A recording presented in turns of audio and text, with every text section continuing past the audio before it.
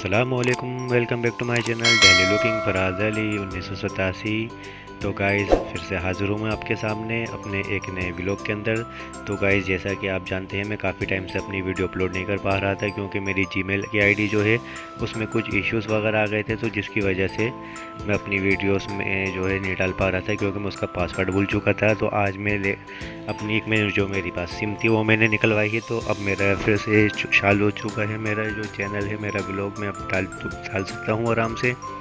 तो अगर आप मेरे चैनल पे नए हैं तो प्लीज़ इसको लाइक करें, सब्सक्राइब करें, शेयर करें और ज़्यादा से ज़्यादा कमेंट्स भी करें कि और मुझे बताएं कि वीडियो कैसी लगी।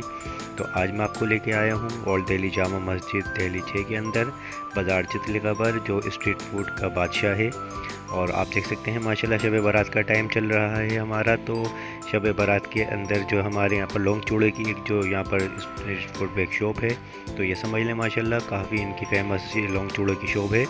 और इस टाइम आप जो देख सकते हैं ये चटनी बन रही है, इनकी प्रोसेस चटनी का चल रहा है, जो प्योर बिल्कुल अमचूर की चटनी होती है।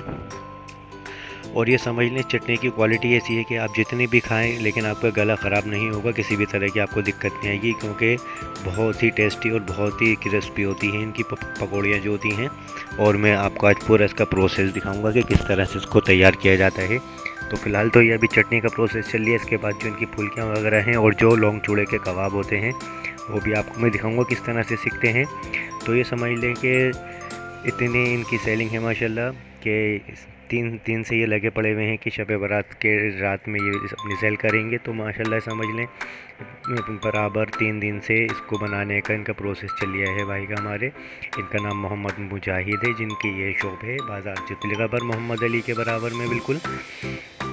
और ये इनके बच्चे वगैरह भी हैं जो इनके सन हैं, और इसके अलावा इनके भाई वगैरह भी इनके साथ लगे रहते हैं। तो आप देख सकते हैं कितनी क्वांटिटी के अंदर ऑनियन भी है जिसको कट करके इसको रखा जाएगा जैसे कि चॉप करते हैं। और फिर ये होता क्या है कि लौंग चूड़े कबाब जब दिए जाते हैं तो इसमें प्याज डाली जाती है, ऊपर से चटनी डाली जाती है अपनी स्पेशल, और फिर ये दिया जाता है। और रेटों की बात करें मात्र 10 रुपीज़ से स्टार्टिंग हो जाती है इनके यहाँ। और आप देख सकते हैं कि कितनी क्वांटिटी के अंदर इनकी फुल्कियाँ बनी हुई रखी हुई हैं। तो ये समझ लें इस तरह के 8 से 10 इन्होंने जो है तसले बना के रखे हुए हैं। और इसी तरह से जो लौंग चूड़े इस टाइम आप देख रहे हैं जो सीख रहे हैं, जैसे कि चिकन शामी हमारे कबाब होते हैं रेशमी, तो उसी तरह से ये बेसन के अंदर इसके अंदर ऑनियन कट करके डाली जाती है, इसमें मिर्च वगैरह होती है, और फिर इसको जो है भट्टी पे सेका जाता है कबाब की तरह।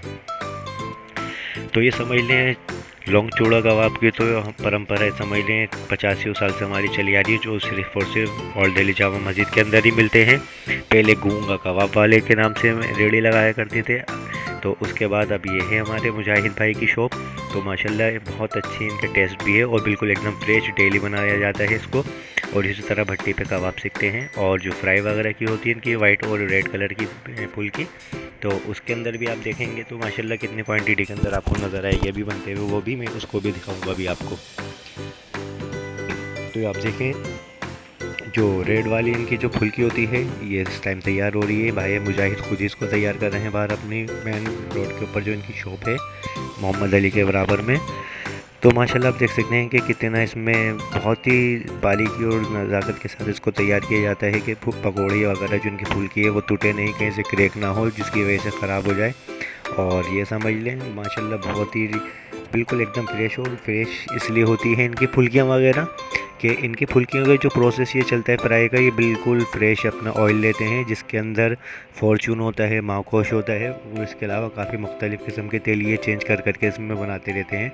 तो अभी आपको दिखाई भी देने वाला है क्योंकि भाई कह रहे थे मैं भी थोड़ी देर में इसमें तेल और ऐड करूँगा क्योंकि ये कम हो चुका है। तो माशाल्लाह आप देखें किस तरह से फुल्कियों का प्रोसेस इनका चल लिया है। और ये बेसन है इनका, तो ये समझ लें 1000 kg इनका बेसन जो है इसको बनाना है इन्हें 3 दिन का इनके पास ये टास्क है।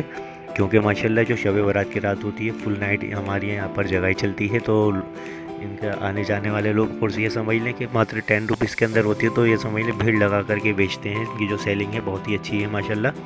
तो आप देख सकते हैं ये पिछले 20 सालों से बेचते हुए आ रहे हैं इसको भी। और ये इन्होंने इसके अंदर अपना ऑयल डाला, फिर इसके बाद जो इनका टीन रखा हुआ है इसको भी खोल रहे हैं, और फिर वो भी इसके अंदर ऐड करा जाएगा। आप जैसे कि देख सकते हैं बिल्कुल एकदम फ्रेश इसके अंदर जो है ऑयल इस्तेमाल में लिया जाता है। इसमें किसी भी तरह की ये समझ लें कि लापरवाही नहीं होती कि बाज़ जगह क्या होता है कि एक ही तेल को वो सौयों दफ़ा इस्तेमाल में लेते रहते हैं। अच्छा, इनका होता क्या है कि जो ये इनका ऑयल फ्रेश रहने का मकसद यही रहता है कि माशाल्लाह इनके पास क्वांटिटी अच्छी खासी रहती है, तो ख़त्म हो जाता है तो ये समझ लें डेली कनस्तर अपना एक दूसरा टिन खोलते हैं और उसी के अंदर इसको बनाते हैं।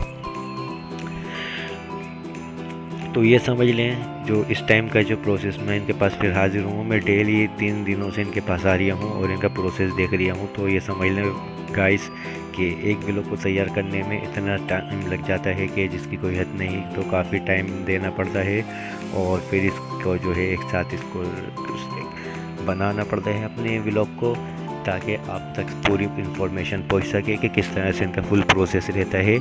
तो मैंने इसलिए आपको पहले इनकी जो चटनी थी अमचूर की उसका प्रोसेस दिखाया, फिर उसके बाद जो इनके लौंग चूड़े के कबाब थे उसका दिखाया। अब मैं आपको ये वाला प्रोसेस दिखा रहा हूँ और फिर लास्ट में मैं फिर से आपको इनके गोडाउन पे लेकर चलूँगा जहाँ पर और इनका प्रोसेस चल रहा था। तो इसमें होता क्या है कि बिल्कुल प्योर वेज की होती हैं इनकी सारी भी चीज़ें। तो आप जब भी आएँ और दिल्ली जामा मस्जिद तो ज़रूर खाएँ। तो अब मैं फिर से जा रहा हूँ इनके गोडाउन की तरफ और आपको दिखाता हूँ कि अंदर क्या काम चल रहा है इस टाइम। तो इसके अंदर क्या है कि 4 किस्म की इनकी वैरायटियाँ होती हैं, जिसके अंदर कीमे की गोली भी होती है और इसके अलावा माशाल्लाह समझ लें जो इनकी वाइट फुल्की होती है और एक इनकी रेड कलर की फुल्की होती है और एक लौंग चूड़े का कबाब होता है। मात्र 10 रुपीज़ के अंदर ये 4 चीज़ें और ये समझ लें अच्छी खासी क्वांटिटी में आपको मिल जाती हैं। और आप देख सकते हैं माशाल्लाह लगे पड़े हुए हैं यहाँ पर भी भाई हमारे, कि बस इनका ये समझ लें मैं सुबह के 9 बजे में इनके पास आया था, उन्होंने स्टार्टिंग करी थी बनाने की। तो अब ये 2:30 बजे का टाइम था। फिर उसके बाद मैं नाइट में फिर इनके पास जब पहुंचा तो जब भी इनके पास ये प्रोसेस इनके इसी तरह से चल रहा था और ये जो है स्टॉक करके इसको रख रहे थे कि हमें शाम को इसको देना है सेलिंग के लिए बाहर अपनी जो शॉप है भाई मुजाहिद की। तो बस ये समझ लें बराबर इनका यही प्रोसेस रहता है कि सुबह से लेकर शाम तक बस ये अंदर बनाए चले जाते हैं और बाहर सेलिंग होती रहती है। तो गाइस ये समझ लें कि लोग आते हैं जामा मस्जिद और दिल्ली घूमते हैं, बाहर सर्कल में घूम करके चले आते हैं। तो इनर सर्कल में ज़रूर आना चाहिए और देखना चाहिए कि अंदर की जो है हमारी जो रोड वगैरह हैं, बाज़ार चितले कबर हुआ, चांदनी महल हुआ और तराय बेरम खां हुआ। तो ये काफ़ी ऐसी ऐतिहासिक जगह हैं जो पिछले 450 साल पुराने हमारा ये बाज़ार रहे। तो यहाँ पर लोग आते हैं जाते हैं और ये समझ लें माशाल्लाह इतने लो प्राइस के अंदर चीज़ें मिल जाती हैं।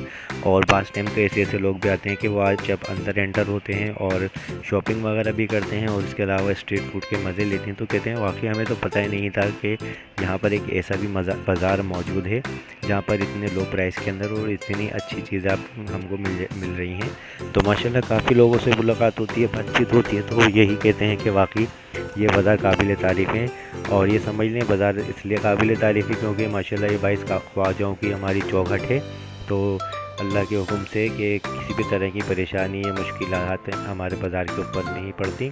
और इसके अलावा बहुत ही लो प्राइस के अंदर हर चीज़ आपको फ्रेश देखने को मिलती है। तो माशाल्लाह अब ये समझ लें कि अज़ान का हमारा टाइम शुरू हो चुका है और बस अब मगरिब की नमाज़ के बाद हम अपनी जो हमारा रहता है कि भाई शब बारात के साली अमल में हम लग जाएंगे।